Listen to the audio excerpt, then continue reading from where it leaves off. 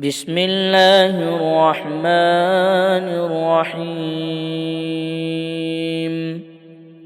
يا بني إسرائيل اذكروا نعمتي التي أنعمت عليكم وأوفوا بعهدي أوف بعهدكم وإياي فارهبون. وآمنوا بما أنزلت مصدقا لما معكم ولا تكونوا أول كافر به ولا تشتروا بآياتي ثمنا قليلا وإياي فاتقون.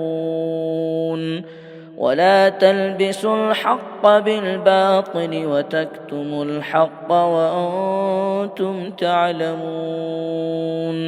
وأقيموا الصلاة وآتوا الزكاة واركعوا مع الراكعين.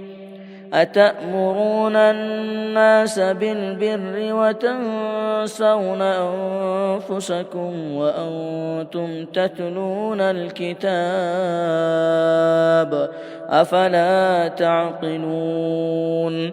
واستعينوا بالصبر والصلاة وإنها لكبيرة إلا على الخاشعين الذين يظنون أنهم ملاقو ربهم وأنهم إليه راجعون.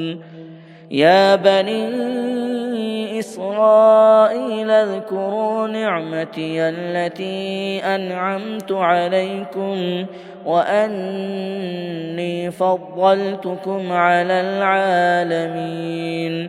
واتقوا يوما لا تجزي نفس عن نفس شيئا ولا يقبل منها شفاعة ولا يؤخذ منها عدل ولا هم ينصرون.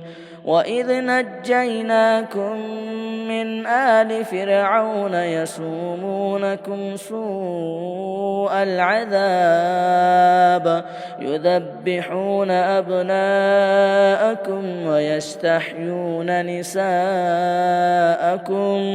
وفي ذلكم بلاء من ربكم عظيم.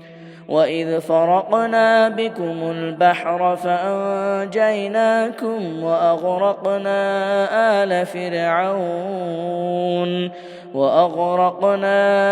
آل فرعون وأنتم تنظرون. وإذ واعدنا موسى 40 ليلة ثم اتخذتم العجل من بعده وأنتم ظالمون.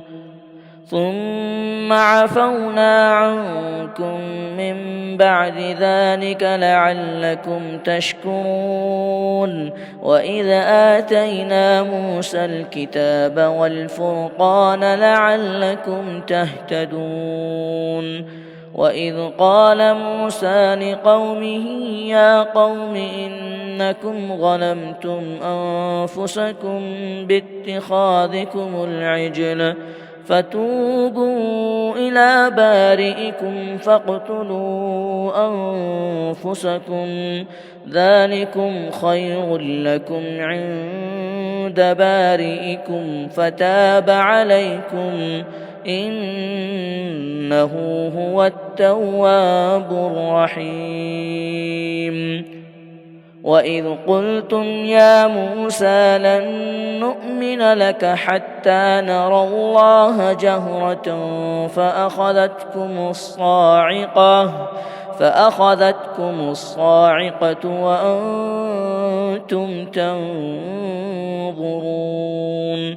ثم بعثناكم من بعد موتكم لعلكم تشكرون.